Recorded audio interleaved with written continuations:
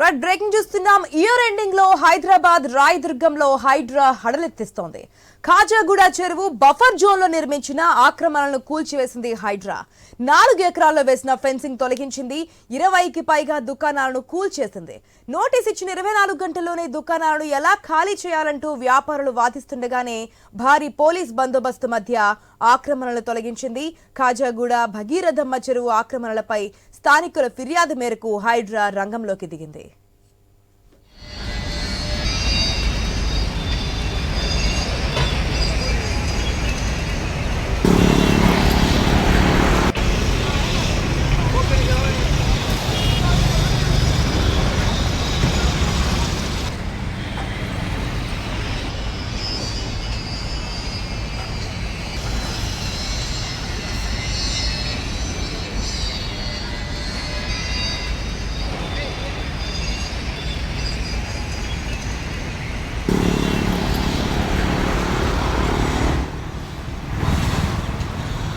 మాకు దండం పెడతా మాకేనా సాధించ చేయడం సార్ దండం పెడతా మాకు అన్నం తినడానికి కూడా కలేదు సార్. రైట్ ఇయర్ ఎండింగ్ లో హైదరాబాద్ రాయదుర్గంలో హైడ్రా హడలెత్తిస్తోంది. ఖాజాగూడ చెరువు బఫర్ జోన్ లో నిర్మించిన ఆక్రమణలు కూల్చేసింది. దాదాపు 4 ఎకరాలు ఉన్నటువంటి ఫెన్స్ ను కూడా తొలగించింది. 20 వరకు ఉన్నటువంటి దుకాణాలను కూడా ధ్వంసం చేసినటువంటి సిచ్యువేషన్. పూర్తి అప్డేట్స్ మా ప్రతినిధి లహరి ద్వారా తెలుసుకుందాం.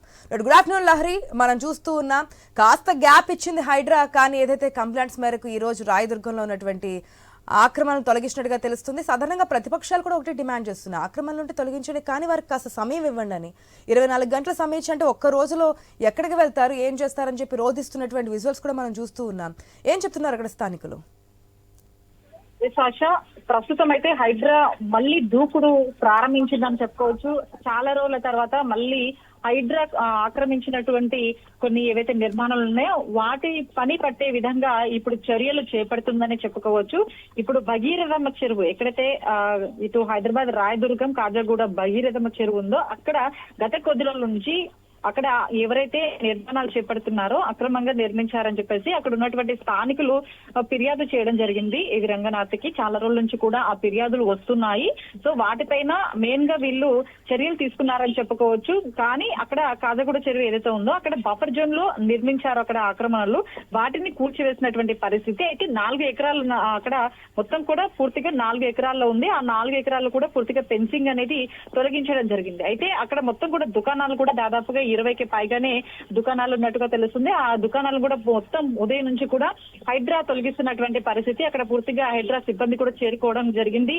ఇటు అయితే ఆ నోటీసులు కూడా వాళ్ళకి జారీ చేశారు. నోటీసులు ఇచ్చిన తర్వాత వెంటనే వాళ్ళకి ఇట్లా ఖాళీ చేయని చెప్పేసి కూడా వ్యాపారులు కూడా వెంటనే ఖాళీ చేయాలి, ఖాళీ చేసేంత టైం కూడా ఇవ్వలేదు అని చెప్పేసి ఇటు స్థానికులు కూడా ఆందోళన చేపడుతున్నారు. కానీ గతంలో ఆల్రెడీ మేము చెప్పాము, మళ్ళీ చెప్పిన తర్వాత మళ్ళీ నోటీసులు ఇచ్చాము. నోటీసుల పరంగా అయితే 24 గంటలు అయింది, కానీ గతంలో మాత్రం చాలా వరకు కూడా అక్కడ ఉన్నటువంటి స్థానికులు ఎవరైతే ఉన్నారో వాళ్ళు చెప్పినా కూడా దుకాణాలు ఆక్రమించేసుకుని అక్కడ చాలా ఇయర్స్ నుంచి కూడా అక్కడ నిర్మాణం చేపట్టి వాళ్ళు జీవనం కొనసాగిస్తున్నటువంటి పరిస్థితి అని కొంతమంది చెప్తున్నటువంటి పరిస్థితి. సో ఇప్పటికే మనకి రీసెంట్ గా ఏర్పాటు చేసినటువంటి ఇయర్ ఎండింగ్ లో ఇది రంగనాథ్ ఏర్పాటు చేసినటువంటి ప్రెస్ మీట్ లో కూడా చెప్పడం జరిగింది. ఎక్కడ కూడా ఇటు బఫర్ జోన్ లో కావచ్చు, ఎఫ్టీఎల్ లో కావచ్చు, ఎవరైనా నిర్మాణాలు షెడ్లు అవి ఏర్పాటు చేస్తే వాళ్ళు జాగ్రత్తగా ఉండాలి. ఆ షెడ్ల నిర్మాణాలు అవి ఎన్ని ఉంటాయి కూడా వాటిపైన మీరు నిర్మాణం చేయొద్దు, ఆ షెడ్లు కూడా ఖచ్చితంగా తొలగిస్తామని చెప్పేసి కూడా ఆయన స్పష్టం చేయడం జరిగింది. అదే విధంగా ఇప్పుడు ప్రజెంట్ గా మనం చూస్తున్నటువంటి ఇక్కడ ఈ చెరువు కూడా ఇక్కడ కూడా 4 ఎకరాల విస్తీర్ణంలో కూడా అక్కడ ఫెన్సింగ్ కూడా ఏర్పాటు చేయడం జరిగింది. ఆ ఫెన్సింగ్ లో కూడా పూర్తిగా చాలా రోజుల నుంచి కూడా అక్కడ ఏర్పాటు చేయడంతో నిర్మాణాలు అక్కడ చాలా వరకు కూడా అక్కడ పూర్తిగా ఆక్రమించుకున్నారు. కానీ లహరి, ముందే ఉన్నటువంటి స్థానికులకి లేదంటే వ్యాపారస్తులకి నోటీసులు ఇచ్చారని చెప్పి హైడ్రా ఆఫీసర్స్ చెప్తున్నారు. కానీ మాకు ఏమాత్రం ఇన్ఫర్మేషన్ లేదు, ఒక్క రోజులో ఎట్లా ఖాళీ చేస్తామని చెప్పి బాధితులు వేడుకుంటున్నారు. మరి ఏంటి, ఎవరిది క్లారిటీ? అక్కడ ఉన్నటువంటి బాధితులు ఏం చెప్తున్నారు? ఎస్ ఆశ, ఇప్పటి వరకు అయితే హైడ్రా సంస్థ కమిషనర్ గా ఉన్నటువంటి ఏవి రంగనాథ్ అయితే ఫుల్ ఫ్లెడ్జ్డ్ గా ఎవరినైతే స్థానికుల నుంచి వచ్చినటువంటి ఫిర్యాదుల మేరకే ఎక్కడైనా సరే హైడ్రా కూల్చివేతలు అనేది కొనసాగుతాయి అని చెప్పేసి ఆయన స్పష్టం కూడా చేయడం జరిగింది.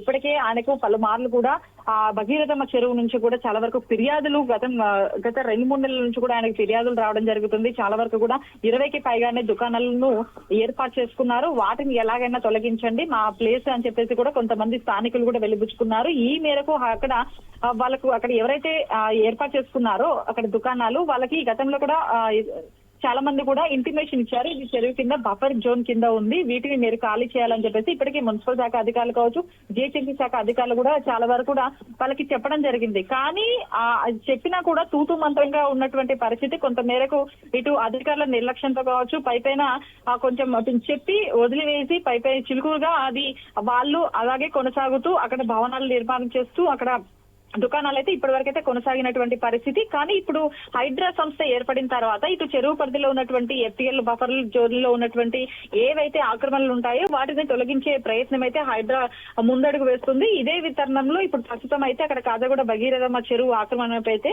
పూర్తిగా హైడ్రా దూసుకుపోతుందని చెప్పుకోవచ్చు. అక్కడ నిర్మాణాలు ఏవైతే ఏర్పాటు చేసుకున్నారో దుకాణాలు ఉన్నాయో వాటన్నిటిని కూడా తొలగించే ప్రయత్నం అయితే చేస్తున్నారు. ఫుల్ గా అక్కడ స్థానికులు కూడా వాళ్ళైతే ఆందోళన వ్యక్తం చేస్తున్నటువంటి పరిస్థితి. ఎందుకంటే నిన్న మాకు నోటీసులు అనేవి నిన్ననే అందాయి, ఇప్పుడు వితిన్ 24 hours లో మేము ఎక్కడికి వెళ్ళాలని చెప్పేసి కూడా వాళ్ళు ఆవేదన వ్యక్తం చేస్తున్నటువంటి పరిస్థితి.